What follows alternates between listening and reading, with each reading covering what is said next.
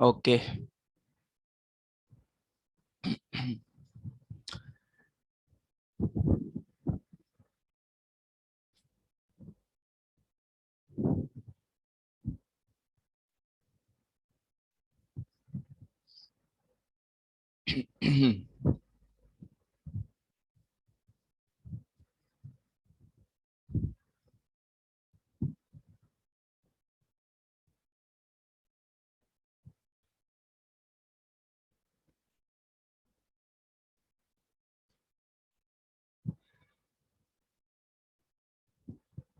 Screen भी नजर आ रही होगी सबको।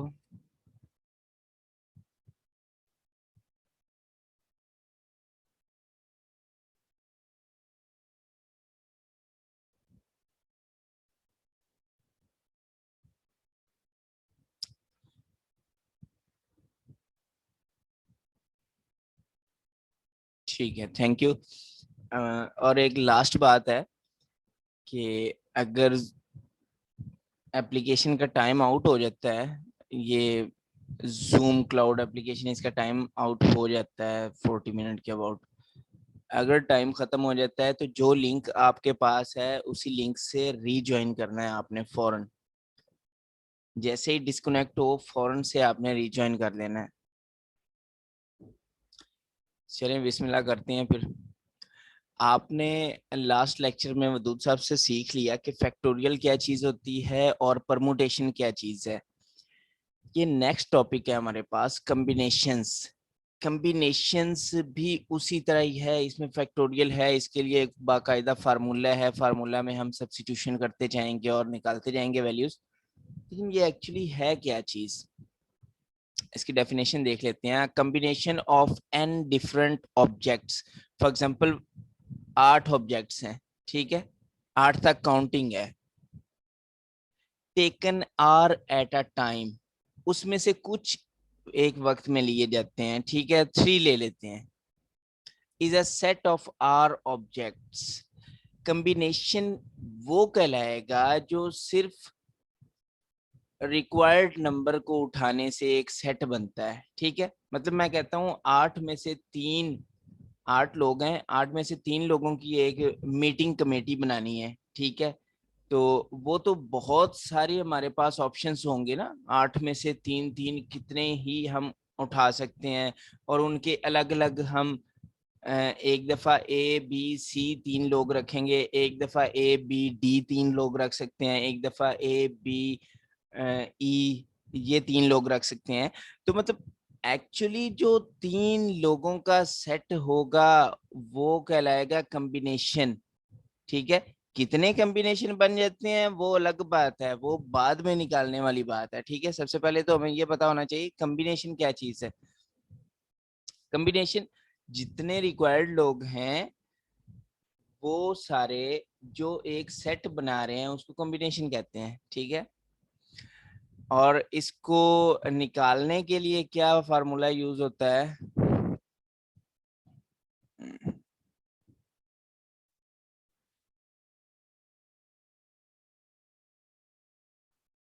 The number of combinations of n different objects taken r at a time is denoted by NCR. इसको NCR बोला जाता है, ये जो लिखा हुआ है इसको NCR बोलना है, ठीक है। The number of combinations, combinations कितने निकलेंगे, जैसे हमने परमुटेशन निकालने सीखा था ना कि परमुटेशन कितने बनते हैं, कितनी पॉसिबिलिटीज हैं। इसी तरह अब हम ये देखेंगे कितनी पॉसिबिलिटीज हैं, कितने मैक्सिमम कॉम्बिनेशंस बन सकते हैं of n different objects taken r at a time. मतलब एन फर्ज कर लें, यहाँ पे 8 है, ठीक है। The number of combinations of 8 different objects taken 3 at a time, r को आप 3 कर लें, इज डिनोटेड बाय, तो यहाँ फिर आप 8C3 लिखेंगे, ठीक है। और वो 3 3 का एक एक कॉम्बिनेशन मिलेगा हमें, ठीक है। और वो होंगे कितने, वो हमें इस फॉर्मूला से सॉल्व करने पे मिलेंगे कि एक्चुअली कॉम्बिनेशन बन कितने रहे हैं। 3 3 का सेट तो होगा, ठीक है, वो बन कितने रहे हैं we can calculate combinations as, ये फॉर्मूला है। इसकी हम कोई एक एग्जांपल करेंगे तो इंशाल्लाह ये क्लियर हो जाएगा। हाँ, एक बात जो याद रखने वाली है, वालेकुम अस्सलाम।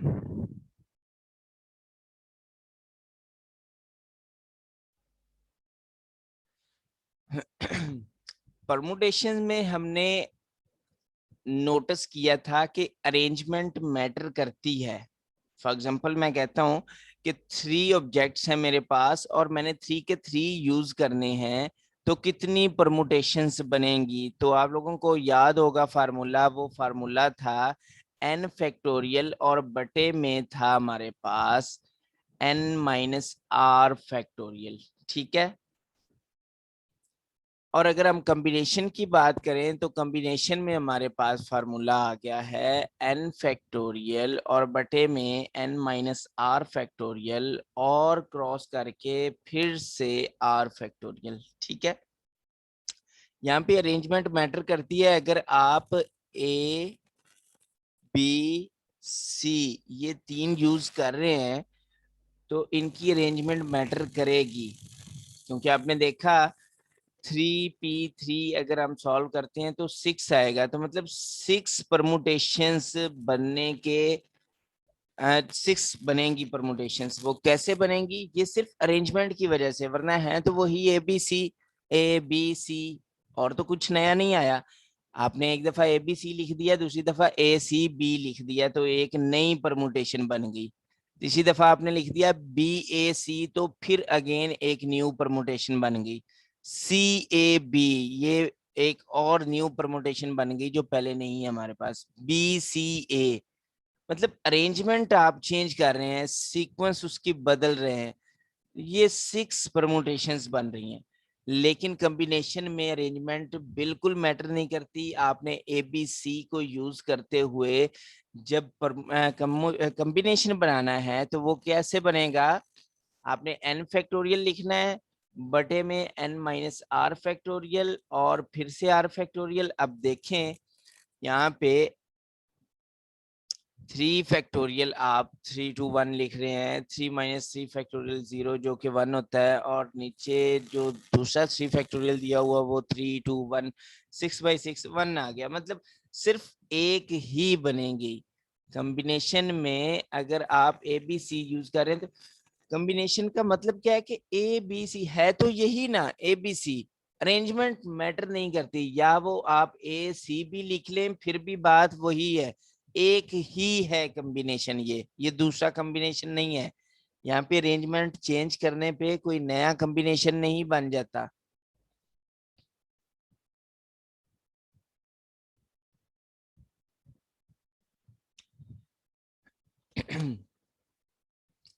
इसका फार्मूला फिर से गौर से देख लें। ठीक है, ये अब हमने यूज करना है, ये फॉर्मूला है इसका, अच्छी तरह से ये देख लें। NCR हमारे पास यहाँ पे होगा ऊपर और R यहाँ नीचे बॉटम में होगा। हम n फैक्टोरियल लिखा करेंगे बटे में r फैक्टोरियल और n-r फैक्टोरियल। ठीक है, इस तरह से हम कॉम्बिनेशंस कैलकुलेट करेंगे कितने बनेंगे। तो एक छोटा सा प्रूफ है, ये देख लेते हैं पहले। MCQ टाइप ही है, ये आपने लाजमी याद करना है। NCR cross R factorial is equal to NPR। NPR क्या था, ये परमुटेशन थी, इसका फॉर्मूला क्या था n फैक्टोरियल और बटे में क्या था n-r होल फैक्टोरियल, कुछ ऐसा ही था। तो अब देखें, आप लेफ्ट हैंड साइड उठा ले, आपने प्रूव करना है। आप लेफ्ट हैंड साइड उठा लें और एनसीआर की वैल्यू सब्स्टिट्यूट कर दें डायरेक्टली। ठीक है, आपने लेफ्ट हैंड साइड उठाई एनसीआर क्रॉस आर फैक्टोरियल, यहाँ पे आप एनसीआर का फॉर्मूला सब्स्टिट्यूट कर दें, ये एन फैक्टोरियल बटे में n-r whole factorial cross r factorial. ठीक है, और ये आर फैक्टोरियल तो उसने लिख के ही दिया हुआ है। अब ये और ये कट जाएगा, बाकी ये जितना बचा है ये NPR है। आप लोग देख चुके हैं, ये फॉर्मूला अभी मैंने ऊपर भी लिखा, ये पहले भी यहाँ पे लिखा हुआ है और आप यूज भी कर चुके हैं अब तक, तो माइंड में बैठ चुका होगा। n फैक्टोरियल बटे में n-r होल फैक्टोरियल होता है NPR। प्रूफ हो गया इसका।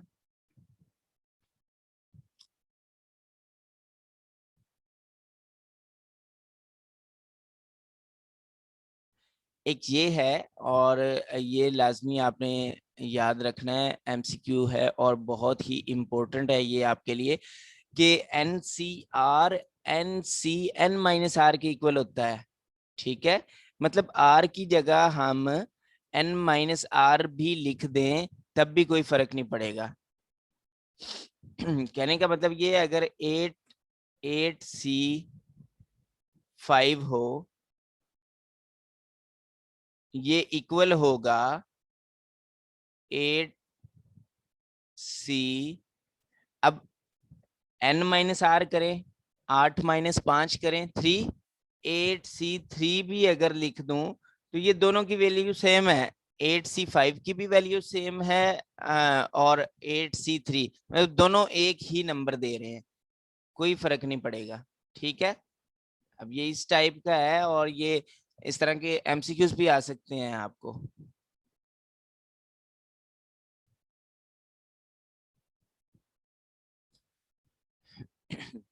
इस टाइप का आपको MCQs भी आ सकता है। अब अगर मैं दोबारा कोई लिखता हूँ, मैं 11C2 लिख देता हूँ, तो आप बताएं मुझे कि अब यहाँ पे क्या होना चाहिए। 11C9 लिख सकता हूँ, बिल्कुल लिख सकता हूँ, ये हमें इस प्रूफ ने सिखाया है। ठीक है, हम n-r करके लिख दें तब भी वैल्यू चेंज नहीं होगी। देखते हैं ये प्रूफ कैसे होगा। ये राइट हैंड साइड उठाई, NC n-r, और जस्ट फॉर्मूला यूज करना है बस। ठीक है, जस्ट फार्मूला यूज करना है। यहाँ पे डायरेक्टली n फैक्टोरियल आएगा ऊपर, और ये क्या है,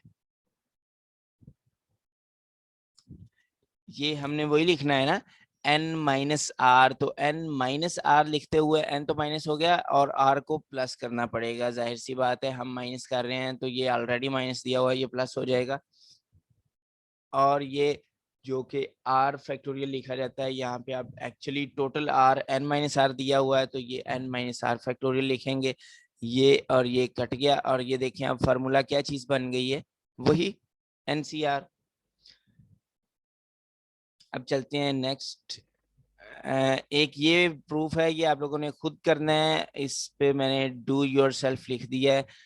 उसकी रीजन ये है कि आपके सामने दो प्रूफ हो चुके हैं, आपने ये लेफ्ट हैंड साइड पकड़नी है, ठीक है, और दोनों के फार्मूलाज सब्स्टिट्यूट करने हैं और सिंप्लीफाई करते जाना है। याद रखने वाली बातें जो हैं वो, अगर n ऊपर भी आ जाए और बॉटम में भी आ जाए, मतलब सेम नंबर का आपने कॉम्बिनेशन निकालना हो, तो हमेशा 1 ही निकलेगा। ठीक है, 8C8 is equal to 1 if r is equal to 0। अगर 0 हो जाता है, बॉटम में नंबर 0 आ जाता है, ऊपर कुछ नंबर है, ठीक है, लेकिन बॉटम में 0 आ जाता है, तब भी कॉम्बिनेशन सिर्फ 1 निकलेगा। ठीक है, ये याद रखने वाली बातें हैं, ये MCQ टाइप है, आपने ये लाजमी याद रखनी है। क्वेश्चन देखते हैं। यहाँ पे हमारे पास क्वेश्चन में n की जगह पे 12 दिया हुआ है, r की जगह पे 3 दिया हुआ है। इसको फिर से मैंने मेंशन कर दिया है कि n यहाँ पे क्या है, r क्या है, और हम कैलकुलेट क्या करना चाह रहे हैं, हम कैलकुलेट करना चाहते हैं 12C3। तो सबसे पहले तो हमें एनसीआर का फॉर्मूला मेंशन करना होगा ताकि कोई गलती ना हो जाए। ठीक है, एनसीआर किसके इक्वल होता है, n फैक्टोरियल बटे में n-r whole factorial cross r factorial. ठीक है, तो आपने 12C3 फाइंड करना है, तो 12 फैक्टोरियल लिखें, फिर आप 12-3 होल फैक्टोरियल लिखें क्रॉस 3 फैक्टोरियल। ठीक है, आप देख रहे हैं 12-3 फैक्टोरियल 9 फैक्टोरियल बन रहा है, तो इसका मतलब ऊपर जो 12 फैक्टोरियल है उसको 9 तक तो एक्सपेंड करें ना, 9 तक एक्सपेंड करें, 9 बाद में फिर उसके साथ ऊपर वाले के साथ कट जाएगा, और इसको मजीद थोड़ा सा सिंप्लीफाई कर लें। सिंप्लीफाई करने पे आपको इसकी वैल्यू मिल जाएगी। मेन हमारा काम था कि कैसे हमने वैल्यू सब्स्टिट्यूट करनी है एन और आर की, और कैसे कैलकुलेट करना है। ठीक है, तो यहाँ पे हमारे पास 9 फैक्टोरियल कट गया। ये 3 2 6, 6 2 12, मतलब हमारे पास 2 11 10 आ गया, जो कि 220 बन जाता है। ठीक है, इस तरह से आपने ये सॉल्व किया करने हैं। कुछ एक्टिविटीज दी हुई हैं, ये एक्टिविटी आपने लाजमी सॉल्व करनी है। इसी तरह के ये हैं, जैसा ये अभी मैंने करवा दिया है। बाज़ जगह पे मैंने ये लिख दिया है, ये K0 लिखने का मतलब ये नहीं है कि आप कैलकुलेट ही करें। ये कुछ ऐसे होते हैं जो आप लोगों को चेक करने के लिए होते हैं कि आपने किस हद तक चीज को समझा है। मैंने अभी बताया, अगर बॉटम में 0 आ जाए तो वो कॉम्बिनेशन 1 ही बनेगा। ठीक है, तो कुछ माइंड को भी यूज करना है। ये 10C0 लिखा है तो ये भी 1 ही बनेगा। और यहाँ पे 11C11 लिख दिया है तो इसका मतलब ये भी 1 ही बनेगा। कुछ तो जबानी करने वाले हैं, मतलब मुश्किल नहीं है। ये एक्टिविटी जस्ट बच्चों वाला काम दिया हुआ आपको। और ये कुछ प्रूफ दैट जो मैंने अभी आपको बताया है कि अगर हम आर की जगह पे n-r बॉटम में सब्सिट्यूट कर दें तब भी वैल्यू सेम होगी। मतलब 11C9 है, 11C9 की जगह पे 11-9 जो कि 2 बनता है लिख दें तब भी कोई फर्क नहीं पड़ेगा, ये इक्वली होता है। इसको सॉल्व करके आप चेक कर सकते हैं। कुछ इस टाइप के ये दिए हुए हैं, ये आपने लाजमी करने हैं। ये एक्टिविटी आपकी प्रूव दैट वाले भी 6 क्वेश्चन बनते हैं, ये लाजमी देख लें।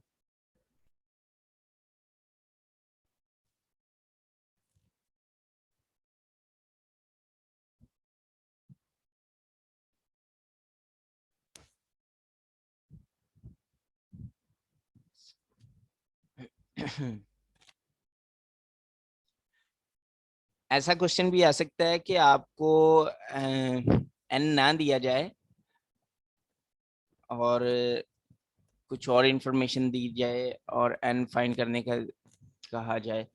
ऐसा क्वेश्चन दिया हुआ था कि NC5 is equal to NC4 लिखा हुआ है और एन कैलकुलेट करना है हमने कि एन क्या था इसमें। तो बड़ी सिंपल सी बात है, जैसा कि हम जानते हैं NCR is equal to NCN-R। ये अभी हमने ऊपर इसका प्रूफ देखा। ठीक है, तो इसका मतलब कि हम इसको, ये जो है इसको NC4 को इस तरह से लिख सकते हैं N-4। ठीक है, R को N से माइनस करके लिख दें। ठीक है, ऐसे भी तो लिख सकते हैं ना। तो अब हमारे पास NC4 कुछ यूं बन जाएगी अकॉर्डिंग टू दिस प्रूफ। ठीक है, ये हम जानते हैं। तो अब देखें, ये सिर्फ बॉटम वाले एक जैसे नहीं लग रहे।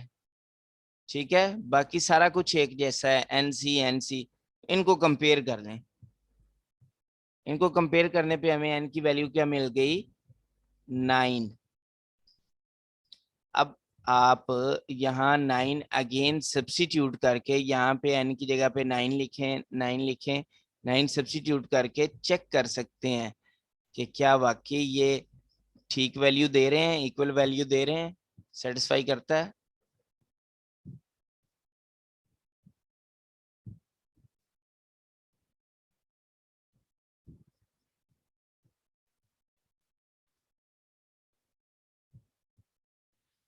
अब फिर से वो क्वेश्चन कुछ इस टाइप का दे देता है कि वो कहता है एन भी फाइंड करना है और आपने आर भी फाइंड करना है। उसने एनसीआर दे दिया है, ठीक है, एनपीआर भी दे दिया है, और अभी हमने एनसीआर और एनपीआर इन्वॉल्विंग एक प्रूफ सॉल्व किया था। ठीक है, ये तो आप इसमें एनसीआर की वैल्यू सब्स्टिट्यूट करें, एनपीआर की वैल्यू सब्स्टिट्यूट करें, आपको आर फैक्टोरियल मिल जाएगा। जब आर फैक्टोरियल मिल जाएगा तो आप नेक्स्ट इसको एन फैक्टोरियल फाइंड करने के लिए भी यूज कर सकते हैं। जैसा कि अभी हमने ऊपर आर था हमारे पास और एन हमने फाइंड कर लिया, ठीक है। ट्राई करेंगे, हो जाएगा ये, आपने खुद करना है।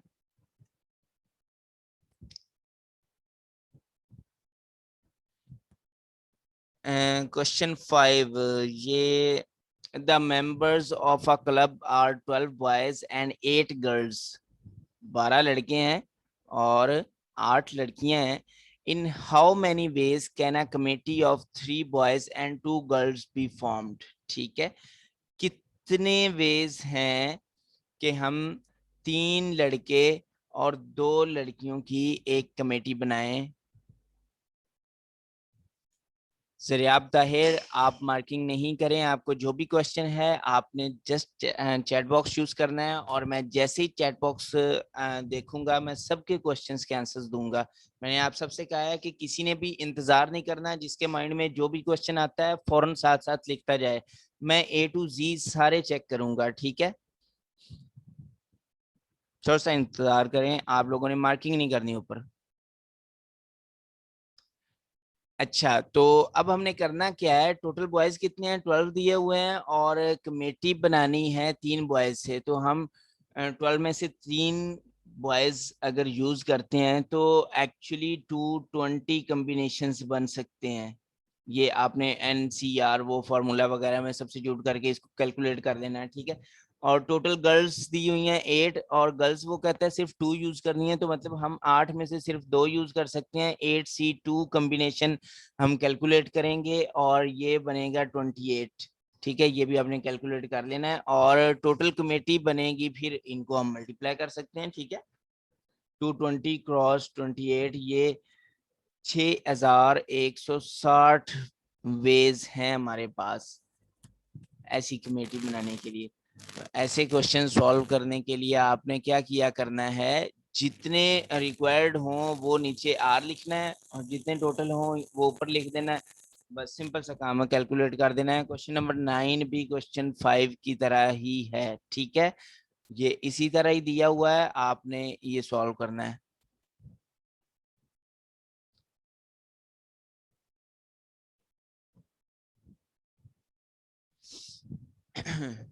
How many committees of 5 members can be chosen from a group of 8 persons? 8 लोग दिए हुए हैं, 8 लोगों में से सिर्फ 5 लोगों की कमेटी बनानी है, मतलब ये n है और ये r दिया हुआ है, ठीक है।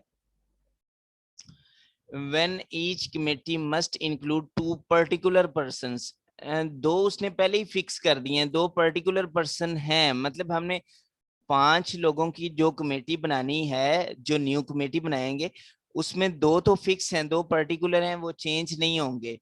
तो मतलब हमारे पास आर जो है 5, उसमें से 2 फिक्स कर दिए, 3 बच गए, ठीक है। अब हम आर सिर्फ 3 यूज कर सकते हैं, और 2 एक्चुअली फिक्स हो चुके हैं, तो इसका मतलब हमारे पास एन भी कम हो जाएगा, ठीक है।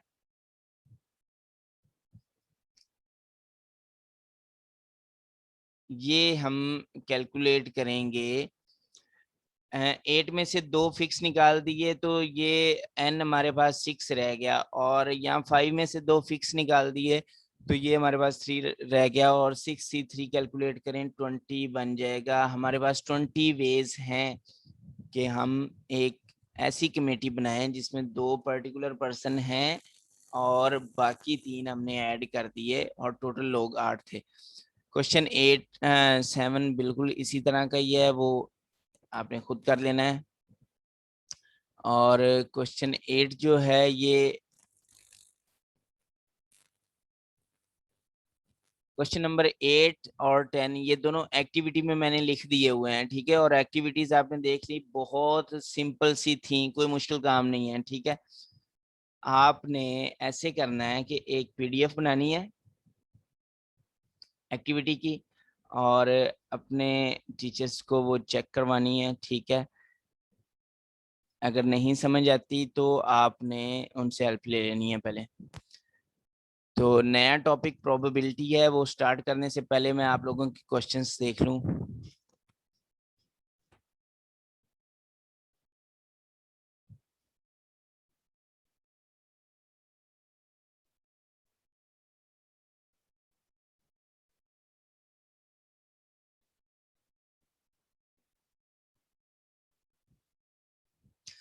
एक्सरसाइज आपकी ये है 7.4।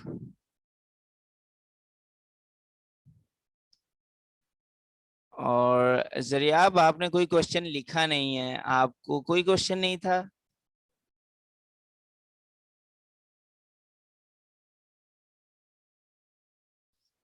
जस्ट ये लिखा हुआ है क्वेश्चन पूछना है, क्वेश्चन लिखो ना आप। चैट बॉक्स में क्वेश्चन लिखें या कुछ ना कुछ पॉइंट आउट किया करें, लेकिन सिर्फ चैट बॉक्स में। जी हाँ, मेरे पास एसएलओज हैं और मैं इंशाल्लाह जल्दी पीडीएफ बना के सेंड कर दूंगा।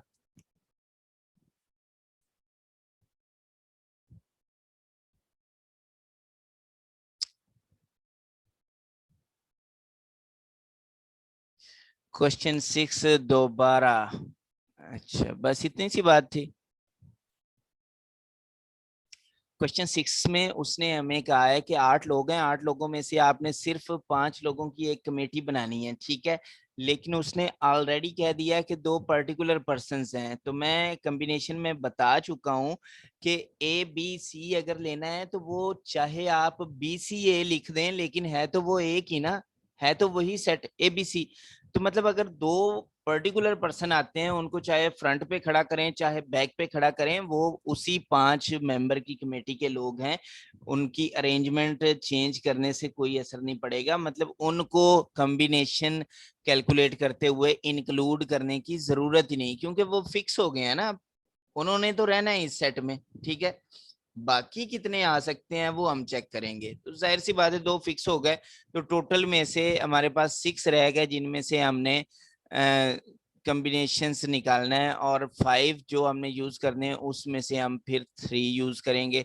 मतलब हम 6C3 कैलकुलेट करेंगे, और 6C3 कैलकुलेट कैसे करना है ये बात आप लोग जानते हैं, ठीक है। अब तो नहीं कोई क्वेश्चन?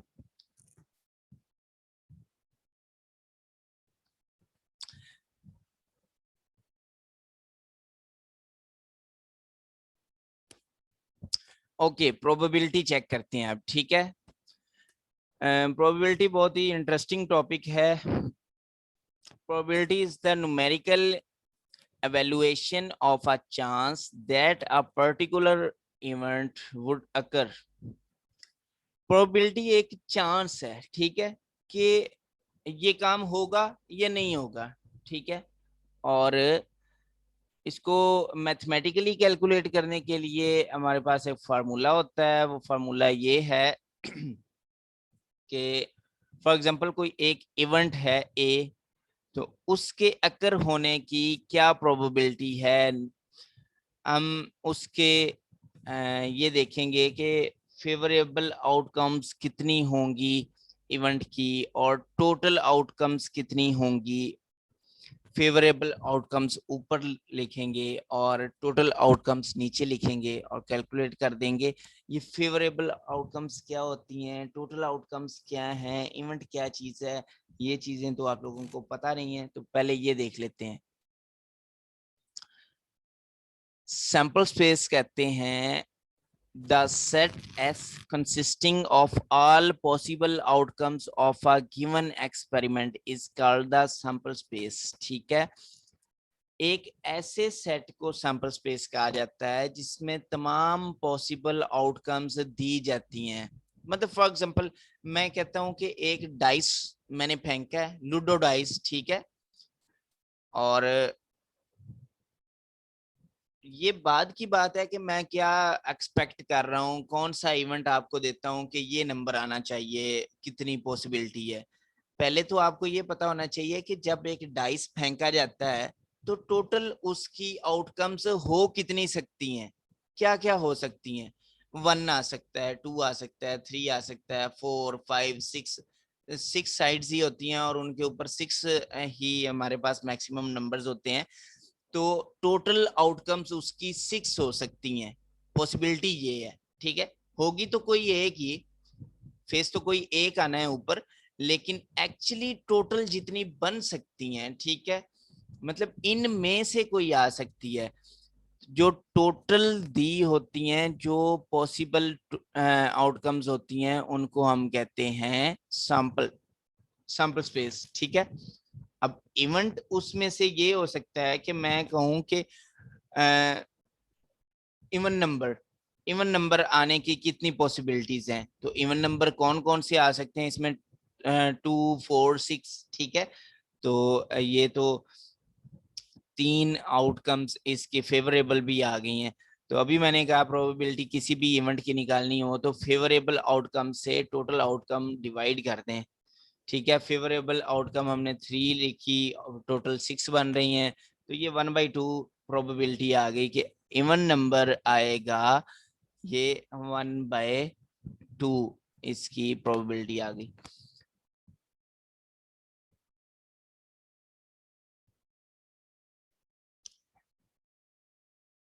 इवेंट एक सबसेट होता है सैंपल स्पेस का। एक एक्सपेरिमेंट देख लेते हैं। ये अभी टाइम आउट होने वाला है। जैसे ही टाइम आउट होता है, बाद में आने वालों को शायद ना पता हो, मैंने बताया था कि क्लास कंटिन्यू रहेगी, आपने फौरन दोबारा से ज्वाइन करना है। ठीक है, जो लिंक आपके पास मौजूद है उसी लिंक से दोबारा ज्वाइन करना है। जैसे ही डिस्कनेक्ट होता है आपने फौरन ज्वाइन करना है। ठीक है, एक्सपेरिमेंट देखते हैं। There are 5 green and 3 red balls in a box. One ball is taken out. Find the probability that the ball is green. एक बॉक्स दिया हुआ है, उस बॉक्स में 5 सब्ज गेंदें दी हुई हैं और 3 रेड दी हुई हैं। ठीक है, हमने सिर्फ कोई एक उठानी है। यूं समझ लें आंखें बंद करके उठा रहे हैं आप। ठीक है,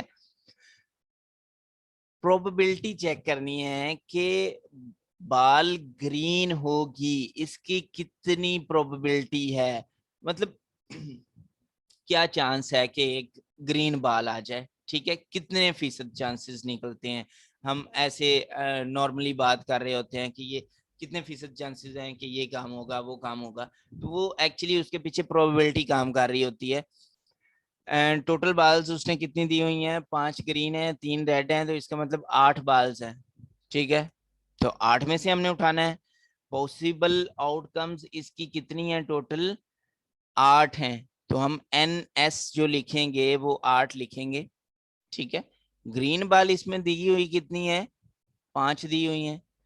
तो मतलब फेवरेबल हमारे पास आउटकम्स 5 हैं। ठीक है, तो 5/8 लिख दें, ये प्रोबेबिलिटी निकल आएगी।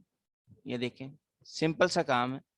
मतलब आपने ये चेक करना है फेवरेबल आउटकम्स कौन सी हैं, उस इवेंट के होने के हक में आउटकम्स कौन सी हैं, और टोटल आउटकम्स कितनी हैं। ठीक है, जो फेवरेबल आउटकम्स हैं उस इवेंट के हक में जो आउटकम्स हैं उनको ऊपर लिखें और टोटल को नीचे लिखें। थोड़ा सिंप्लीफाई करने वाला हो तो सिंप्लीफाई कर दें और दैट्स इट। ये एक एग्जांपल है। एग्जाम्पल थोड़ी सी लंबी है। इससे पहले कि हम ये सॉल्व करें, हमें इंतजार कर लेना चाहिए रीजॉइनिंग का। तब तक किसी का कोई क्वेश्चन है तो वो जल्दी से पूछ ले।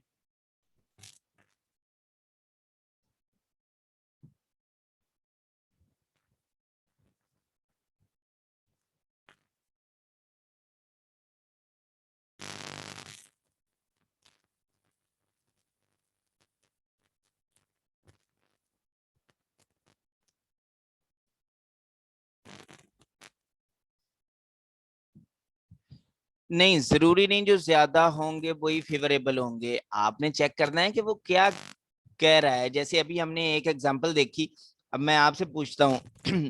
उसने कहा था कि find the probability that the ball is green. अगर मैं आपसे कह देता हूँ find the probability that the ball is red, ठीक है, तो अब रेड तो कम है ना, 5 ग्रीन दी हुई है, रेड 3 दी हुई है। तो आपने ये चेक करना है कि उस इवेंट के हक में कितने नंबर्स दिए हुए हैं। ठीक है, कितनी आउटकम्स हैं। तो यहाँ 3 रेड बॉल्स हैं, तो आपने 3/8 कर देना फिर। ठीक है, जरूरी नहीं जो ज्यादा हो वही फेवरेबल आउटकम है। फेवरेबल आउटकम वो होती है जो उसके हक में हो, जो आप अंडरस्टैंड कर रहे हैं कि ये वाकई उसके हक में है।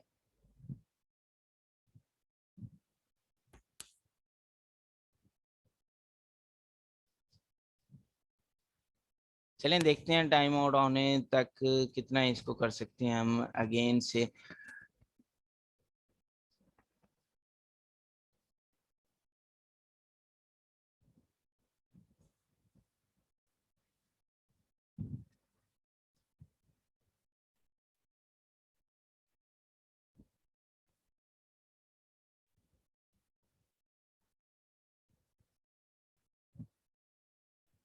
टाइम आउट होते फौरन ही आप लोगों ने दोबारा से ज्वाइन करना है, ठीक है। और किसी का क्वेश्चन नहीं नजर आ रहा मुझे चैट बॉक्स में।